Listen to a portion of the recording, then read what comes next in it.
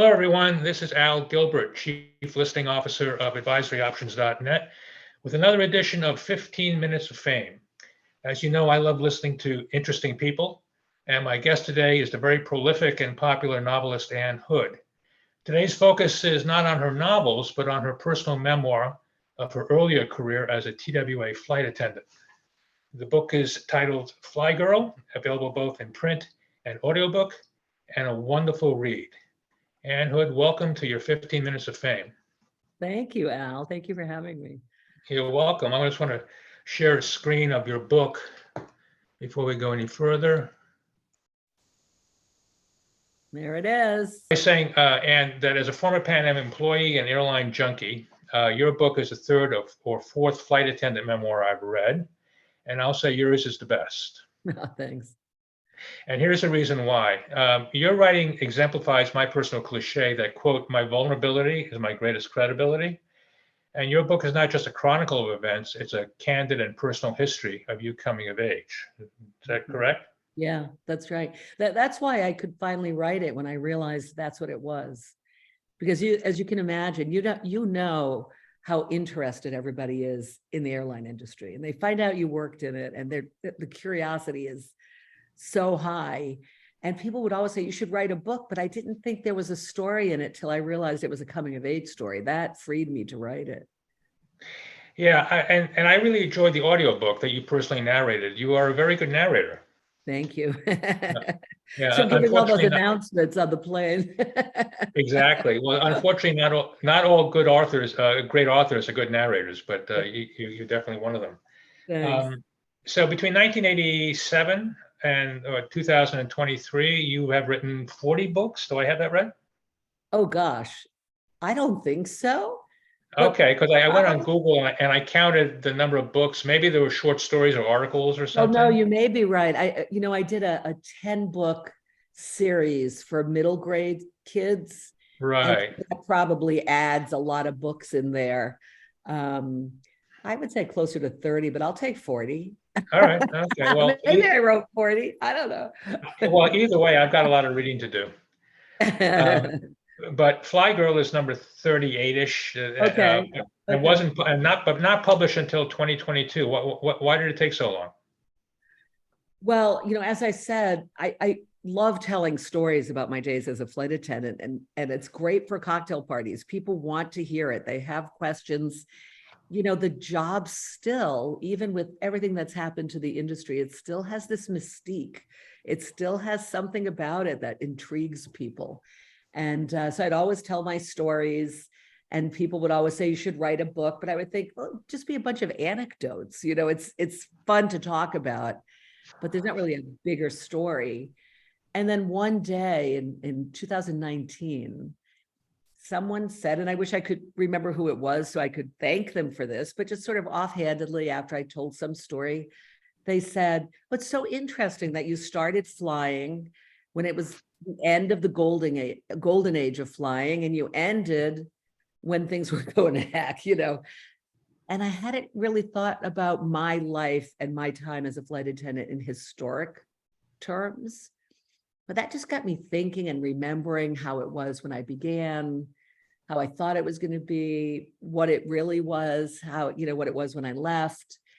And in thinking about it, I just suddenly remembered with great vividness my 21-year-old self going on those interviews, the great hope in my heart and my big eyes and big dreams. And that's when I realized, this is a coming of age story, as well as a story about the airline industry.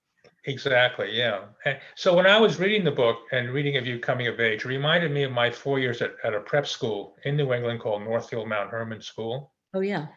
And that's where I grew up and matured. Everything else after that was practice. So would you say a similar thing for you about your TWA years? I think that's a great way to say it. Yes, I come from a small town in the smallest state, and went to college, 20 minutes from my where I grew up. I mean, I lived at college, but I'd go home on weekends and do my laundry. I mean, I didn't really go anywhere. Right. And being 21 and being on that plane to training in Kansas City, I was like equal parts terrified and exhilarated. And from the minute I began that journey, metaphorically, um, that's when I grew up. That's when I learned who I was and who I could be, how to be in the world, how to be around people. Right. Pretty much taught me everything. So TWA, another analogy, is it was a little bit like being in the army, don't you think? I mean, you learn to get up early, show up on time, you learn how to take orders, work as a team to complete a mission, and you even wore a uniform. I never thought about it that way. I suppose so. Get up early and stay up late on those international flights, yeah. I think people who have read the book, one of the most common things I've been told is they had no idea how hard the job was. How hard the hours, the physicality of it, the schedule that was so uncertain all the time. All of it really surprised readers who, just think of flight attendants as the person who hands them the pretzels and doesn't Exactly. realize, well, I had to get up at 3 a.m. to get to the airport or whatever. Yeah, yeah. So from the beginning, you described the highs and lows of the interview process. TWA was not your first choice. Pan Am was really your first choice because of all the international routes. You applied to Pan Am, moved well along, in the interview process, and then you got tripped up in the language test, Yeah. which you describe very humorously in your book. That was very similar to my experience. I actually interviewed with Pan Am in my senior year at college. Oh, you did, yeah. I did, and I was invited into New York, the Pan Am building, for an interview. And we were, talking with the recruiter and speaking in English about the job and requirements. Yeah. That she said, I don't know, form. And she said, "I understand you speak German." I said, "Yes, yes, yeah." So she started a conversation in German. Well, after struggling to keep up and catch up for about 7 minutes, Yeah. I stopped and she stopped and she said in English, "Mr. Gilbert, your German is about good enough to get yourself across the street." Oh my So God. that was the end of my career, a possible career as a flight attendant. Though I did come back later to work in reservations. Well, actually, I wanted to work for TWA or Pan Am, either one. Those were my Yeah, first choices because at the time we're so used to like United and American go international now and Delta. But at the time, those were the only two international airlines. And I really didn't care which one I worked for. I just did not want, I got hired by United, as you know, from reading the book. And they would told me you're going to be based in Cleveland. right. And your routes will be like Cleveland to Pittsburgh to, like 5 legs a day. And I was like, that's not exactly what I had in mind. TWA and Pan Am offered me the world. And so I wanted either one of those. I happened to interview with Pan Am first, or their interview process went more quickly than TWA's. I had my first interview with each of them around the same time, but then Pan Am, I had the second one right away, like the end of that week, and then I was in New York before I'd even had a second TWA interview. So, yeah, that Pan Am building was pretty impressive, and training was in Honolulu, so it was a very sexy job. The idea. Yeah, Yeah. yeah, that would have been great. So let me think here. Now you've made it very clear that flight attendants' primary responsibility is passenger safety. Mhm. Yet too many people look upon flight attendants as waitresses of the sky or even servants. Mm. So I'll tell you a story from Pan Am. Back in the 60s, when the 707s was the new jet age, there was a Pan Am flight attendant who worked mostly between Buenos Aires and New York. And she was always worked in first class. And she was serving a couple on board. They were relatively young, impeccably dressed, clearly wealthy. And she would offer her service, the services, the cocktail, the hors d'oeuvres, the various courses. And the wife never said a word. She looked straight ahead, and the husband always replied on her behalf. My wife will have a Rob Mhm. Roy. My wife will have the caviar. So finally, at one point, the husband says to the flight attendant, "Young lady, you don't seem to understand. In my country, my wife does not speak to the servants." Ooh. And without missing a beat, the flight attendant said, "Yes, sir, I understand that in your home, But here in my home, the Pan American Clipper, your wife is my guest. Wow, what a great answer. So I don't What know if a it made much, great answer. I I don't know if love it it. made much difference, but was that not the attitude you kind of had? They weren't necessarily passengers, they were guests. That's what we were taught. Yeah, for sure. I mean, actually, TWA, before a flight attendant became the term, TWA used the word hostess. So Hostess. they didn't use stewardess, it was TWA hostesses, because you were supposed to make everyone feel at home. They were guests on the plane. And Mhm. so whoever at that time was the president of the company said, we're not hiring stewardesses, we're hiring hostesses to welcome our passengers on board. So we were definitely taught that. And to treat them like you would treat any guest in your home, you know? And through the challenges of deregulation and dwindling resources, you tried your best, I guess, to maintain that attitude. Yeah, so I left before the worst of it. And by the worst of it, I mean what we kind of endure now, the less leg room, more seats jammed in, so you have more passengers to serve, pay cuts where you're serving more people for less money than I was paid. Things were just starting to change. There were these cutbacks, like no more cream or half and half in Coach. You got the powdered stuff or whatever. Yeah. That stuff was just happening in 1986. And at that time I was flying international. And so it hadn't really filtered into international flights yet, but it was definitely coming. And as we know, it did come, right? Right. Yeah. But, I think honestly, I still, if I have a flight attendant, a good flight attendant on a flight, I always write the airline a letter, because I think it's so much harder to keep up your smile and your goodwill on flights these days. And I just think that there are still flight attendants out there who have the old belief, that you're guests on our airplane and we're here to make you happy and make you comfortable. So I Yeah, always. you're right. From time to time, I do encounter that. I think it's more enthusiasm than anything else, but Yeah. nevertheless, it is refreshing. Yeah, they don't have a Um, lot they can give you. It's no more food. There's no. yeah.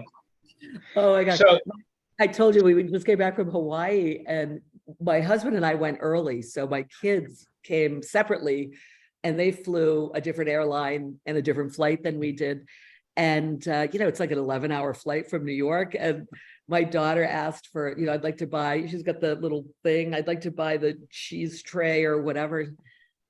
She has her credit card, a debit card. And they're like, oh no, we don't take credit cards. She said, oh, I have cash. We don't take cash. You have to download your app. And she's like, I'm in college. I don't have an airline app on my phone.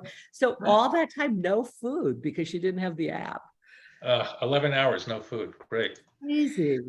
Oh, So over the years, you met and served a large number of Hollywood celebrities. oh yeah.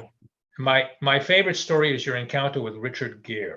I knew you were going to say that. Would you share that with us? Yeah, sure.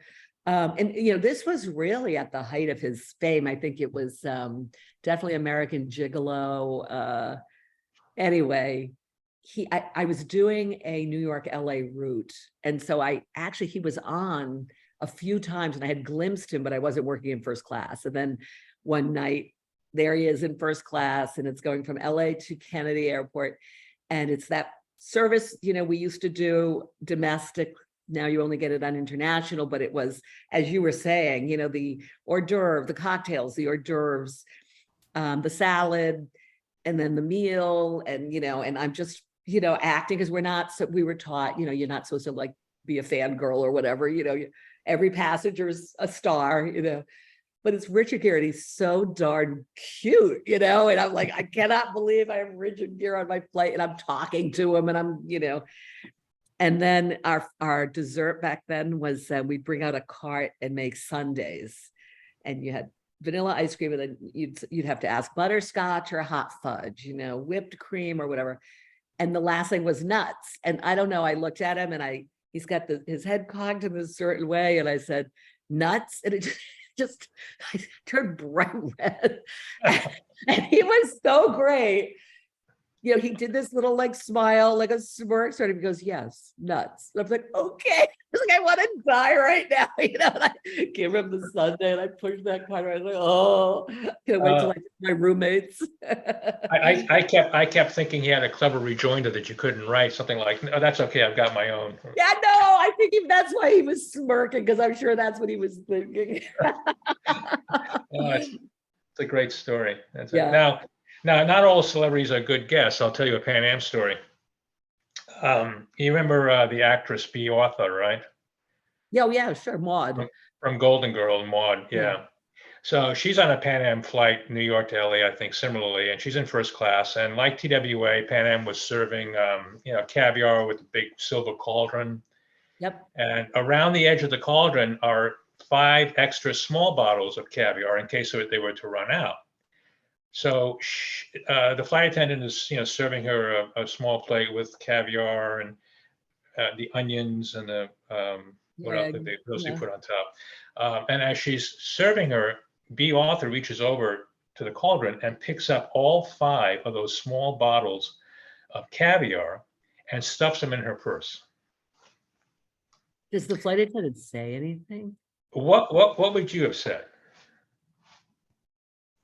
Wow. I'm really torn right now. I'm sure in the moment I would have done better. And when I was younger, I would have done better. But I mean, I think I might have said something like, oh no, I'm getting you yours. Those are mine, or something like that. Yeah. So that's an interesting story. Although So maybe don't draw attention to it. Just let her have yeah. them. So bad behavior seems to have been around, from your tenure in the 80s with people unhappy with their meal to the COVID years where people refused to wear a mask. Mm. And you write of many examples of poor behavior, from the Kennedy family member who demanded a fresca to a passenger who lost his mind because he couldn't get lasagna. Yeah. Yeah. Plus all those people who stuffed soiled baby diapers into the seat pockets. Oh yeah. Uh-huh. What is it about airplanes that make people behave badly? I don't know. I mean, at least we weren't getting our teeth knocked out, which is what happened during COVID, right? I don't know. I often think that people think they're invisible on airplanes. Uh-huh. Haven't you noticed, like, you're sitting down and someone's talking so loudly that they don't realize their voice carries, or that there's like 200 people sitting around them? I mean, I find people talk really loud, or these days they're watching something on their iPad or tablet and they don't even put headphones on. I just feel it's this sense of you're invisible on an airplane. I don't know. It's just so weird. It's empowering for good and bad, Well, but what happens to their psyche that they behave in such a way that they wouldn't in other public places? I don't know. And I don't know that all of them wouldn't behave that way. For some people, I think it's just how they are, Yeah. All right. But I have a funny story, Al, because 47F, who is the guy I met on the flight with the lasagna when I ran out of the lasagna, and who I dated for many years, emailed me just a few weeks ago. He had read Fly Girl, and he said, I loved the book and you were so sweet about 47F, which was him. He said, but you didn't run out of lasagna. It was manicotti. And as soon as he said it, I was like, he's right. He remembered what it had. In my mind, it was lasagna. So, in the reprints, I'll have to switch it. That is fine. I'm going to get to Mr. 47F in a minute here. Okay. So yeah, well, my next subject was romance in the skies. Now, Okay. I thought there was an airline policy against fraternizing with the passengers. Oh no. Oh, nothing about that. Okay. All right. Mm-mm. Well, I must have Fraternize confused. away. Fraternize away. Okay. Well, now I imagine one of the first pieces of advice you got from the veteran flight attendants was, whatever you do, don't get involved with the pilots. Is that true? Well, yes and no. TWA had a unique situation. When I got hired in 1978, they had not hired pilots in 14 years. They had hired a lot of soldier or pilots coming out of the Vietnam War. Mm-hmm.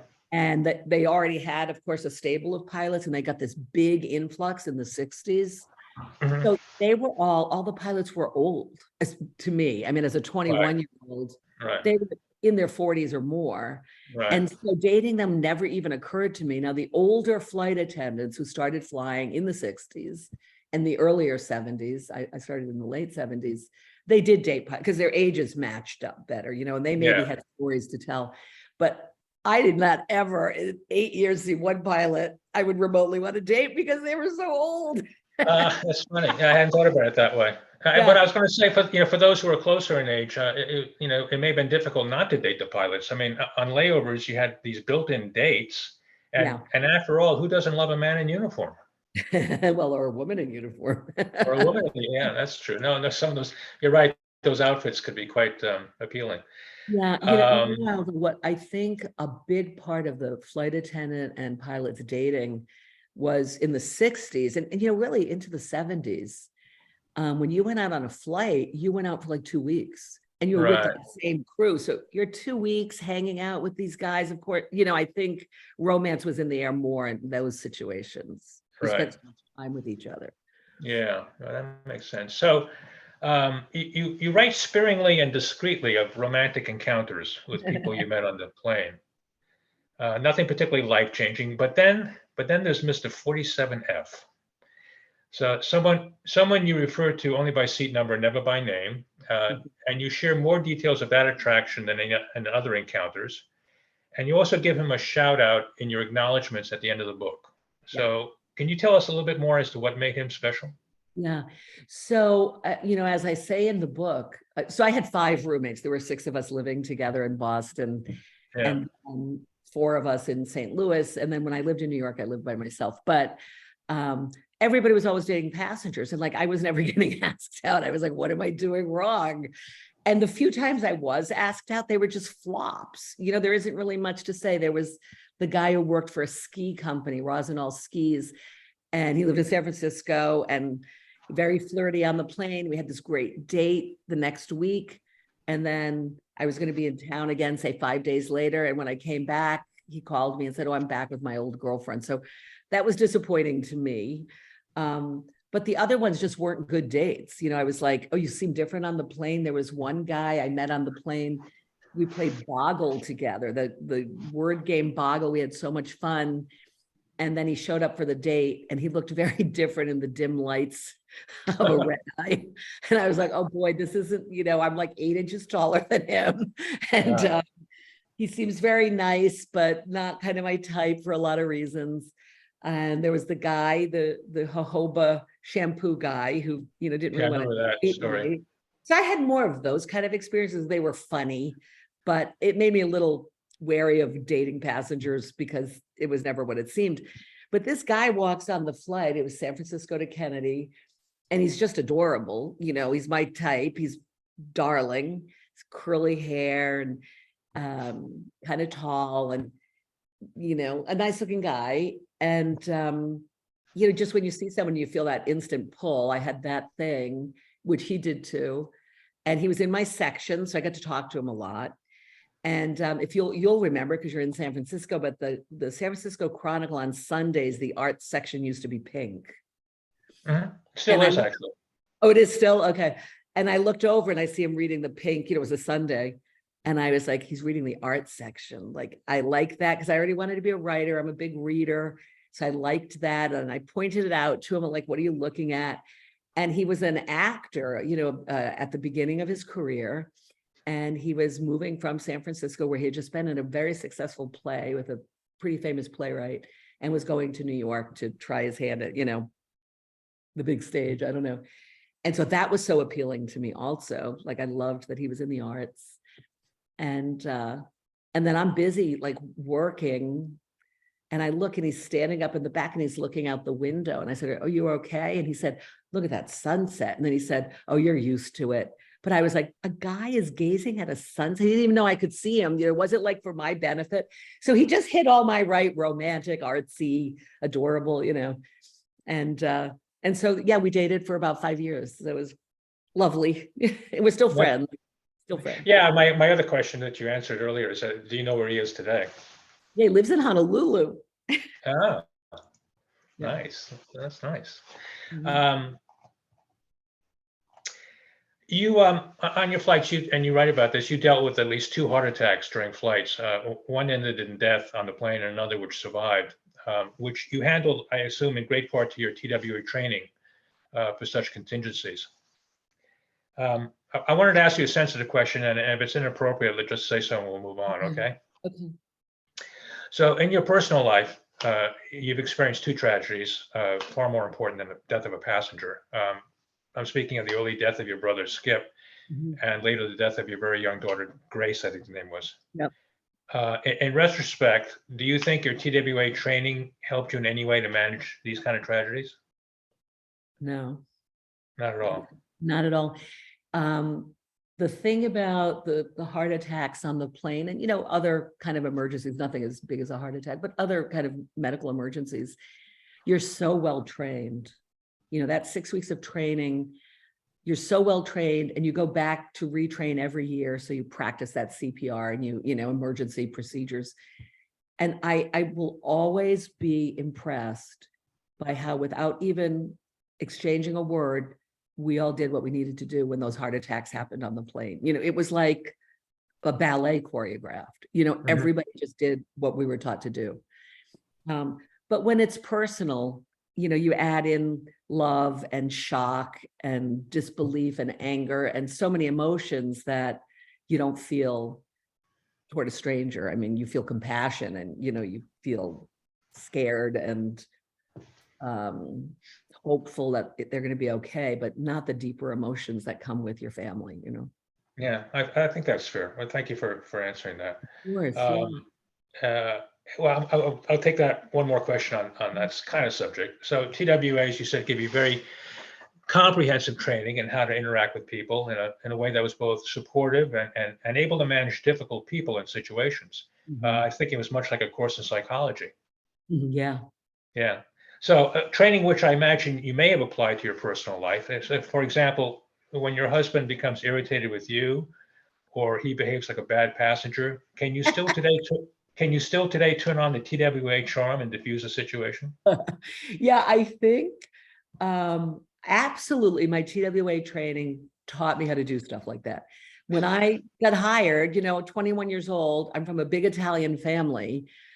I would, we were operatic. I mean, we all loved each other, but somebody did something, you yelled back. And I mean, it was very loud and I don't know, on the edge a lot of times. And it really taught me how to keep my cool. Uh-huh.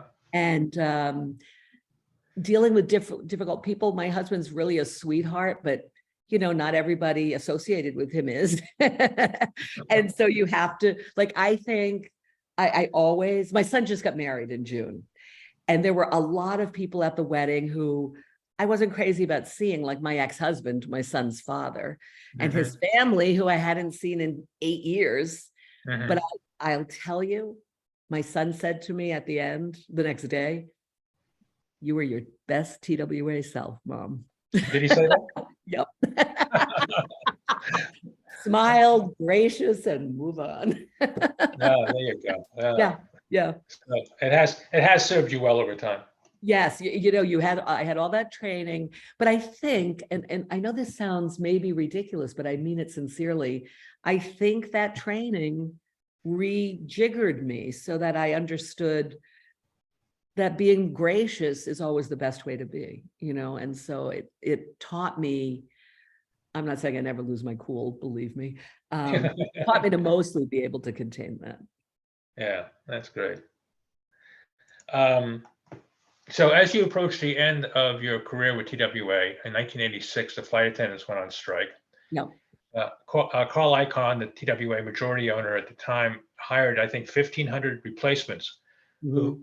who quickly stepped in, and TWA was able to operate 50% or more of their schedule. Is that right?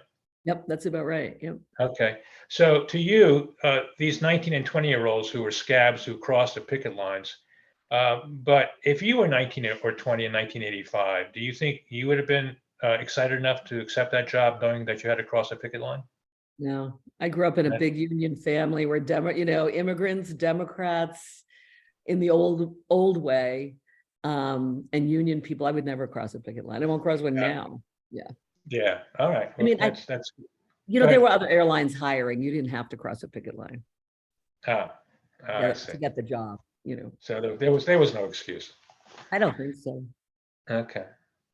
After the strike, how long was it before you were offered your position back? It was a couple of years, right? But that's a good question. Yeah, it was at least 2 years because my Uh-huh. book, that was it. The strike was 86. And my first novel came out in 87. And I think I already had at least one other book out. So it was 88 or 89. Okay. And you declined, but through a by ignoring the letter, I'll let the readers read that. But you Yeah. ended up with TWA flight benefits as a kind of a Yeah. retiree. Yeah, I did. Did those benefits roll over to American Airlines when they took over TWA? They did, but you know what? It's impossible to get on flights now. It's just the last time I used a pass, my son and I went to India. It was probably 12 years ago, maybe 14 years ago. He was in high school and he's 30 now. And we couldn't get back with the passes. And, we were in Delhi and the airport was so crowded. We had to spend the night there. And he looked at me and we both kind of had stomach things going on, as happens sometimes when you travel. And I remember thinking, it's not worth it.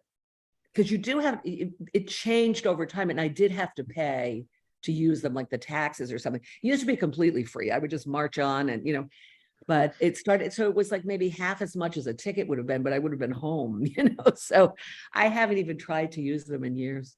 Yeah, I have a similar situation. I have a very close friend who worked for Pan Am in Yeah. Heathrow Okay. Airport. Yep. And then when Pan Am sold their routes to United, he went to United, stayed there for 23 years and retired. Okay. But he put me on his friends and buddy list. Right. So I have passes on United, and like you said, it's almost impossible to get on. So my strategy now is, particularly in the U.S., is that I'll use the pass going out, but I'll have a backup ticket coming home. I see. Yeah. So if I don't, if I can't get out, I can't get out. But if Right. I get out to New York, then if I can't get on the first 6 flights home, then I've got a backup ticket. Got a ticket. Yeah. Yeah, I think one of the things that affected it was when I worked for TWA, it was probably in 84. I'm not going to get this exactly right, but maybe 84, 85, when they started frequent flyer miles. There was no such thing. And so if there was an empty seat, it could be filled by an employee. Right. Now here I am with, a zillion Delta miles, and I get upgraded, and those seats are being upgraded to people with miles or people paying with their miles. And so if you're an employee, you're not getting in those seats. Right. You know what I mean? Yeah, That's one of the it's really reasons. difficult. Yeah. Your daughter Annabelle, is she adopted from Yeah, she's adopted China? from China. Mhm. Has she ever expressed an interest in becoming a flight attendant? And not at all. She doesn't have the personality for it. No, maybe she should go. Say that about your own daughter? Maybe. I'm telling you. Well, she's 5 feet tall, so I don't know what the height requirements are now, but she's like very, very tiny. She's not a people person. She likes to read and crochet and think her big thoughts. She's a very smart kid, but she's an introvert. It wouldn't work for her. She also likes a schedule. So she would never be able to be on reserve and not know where she's going to be one day or the next. When she was like 2 years old, maybe younger, whatever she could talk, every morning I'd go get her out of bed or out of her crib, and the first thing she says, "What's my agenda today?" What's my agenda today? What's my magenda? And we still call it that. Like we got to Hawaii, she's like, "What's the magenda?" So yeah, I don't think the lifestyle's for her. Okay. Well, one or two more. My son is very outgoing. He's also too tall. He's 6'6", so he couldn't do it either. But his new wife, who they majored in theater, and he's still working in theater, but she's kind of thinking about what to do. She's beautiful and sweet and friendly. And in Hawaii, I said, I want you to go and try to be a flight attendant. Even if you do it for a couple of years, you'll get to travel, you get health benefits. You could take my kid with you where you go. And so she actually is applying. Oh. Yeah. Good. A friend of mine applied. She's from Israel. She's obviously a Hebrew speaker. Applied to United Airlines, but she got washed out. She apparently half the class gets washed out even today. She failed the do you call it? The safety door test or something. Really? Yeah. Yeah, well, So as you know, it's not easy. oh, training was harder than 4 years of college put together. I'm not kidding, it was so hard because I had to do things that I aren't in my, as they say, wheelhouse. I mean, I had to do very physical things, memorize things that I'm not a good memorizer. You know, I was an English major in college. I wrote papers, so this was so different. I wouldn't say half our class, but every day when you came home, people were missing and they'd been sent home for various. Yeah. Most people, and I wonder if this is what happened to her, most people flunked the ditching, like getting that raft off a 747 into water Hmm. and then climbing onto the raft. And my daughter, we were just talking about you. What? We were just talking about you. I didn't crash. No, he asked it. Oh yeah, how was it? She's I learning how to didn't- drive. So, Highway for the first time. oh dear. Okay. Yeah, my husband's doing that with her. Okay. But anyway, that's how most people, it was that ditching. We lost a lot that way. They just couldn't climb back into that raft or get it inflated, or we had to do it in the dark. And I don't know, it was hard. It was hard. It was hard. Well, one more question about your TWA charm. I was just Yeah. thinking when your kids were very small, Yeah. and they would say something like, "I am not eating my vegetables." Would you say, "I'm sorry, you're disappointed with the selection. Would you like ice cream instead?" No, I didn't go that far. That would have been a bridge too far. Yeah, Yeah. too far. Well, good. Well, this has been great. And so to repeat myself, Fly Girls by Ann Hood. It's a wonderful book. As a Pan Am employee, reading it filled me with a sense of melancholy nostalgia for an aviation industry and aviation community that we'll never see again. Mm. So, Ann, thank you. Oh, Thank you for you doing said that this. so beautifully, Al. You're exactly right. We're so lucky to have been a part of it. I know, yeah. And so, yeah, I'm still part of it here in San Francisco. I'm the president of the Pan Am Retirees Association. How are you? And we have once a year, we have a reunion, which is a lunch lecture. And we always have a great speakers. Our speaker this year is Ken Fortenberry. He wrote a book called Pan Am Flight 7, My Father is Missing. Oh, really? It's about the strata cruiser that disappeared between here and Hawaii in I 1952. remember that. Yeah, yeah. Yeah, so I he's going to don't be remember it happening, but I know that's a famous. Yeah, so he's going to be our speaker. So two things. I want to send you an invitation to the event if you can find yourself out here in the first weekend of December. Wow, And that so sounds nice. it's great. It's a great bunch of people. If you have any TWA people out here that you want to invite, please do. And secondly, I'm going to go on record to invite you to be our speaker in 2024 in Oh my December. gosh, Al, I would love that. You're going to make me cry. That is so lovely. Well, you come out, you speak, you bring a box of books, you'll sell them all. Oh my gosh, that is the best offer I've had in a while. Thank you so much. All right. That's Well, great. I will be in touch. Stay around. I'm just going to end the recording at this time. Okay. Okay. Okay. All right. Thank you so much, Al. You're welcome.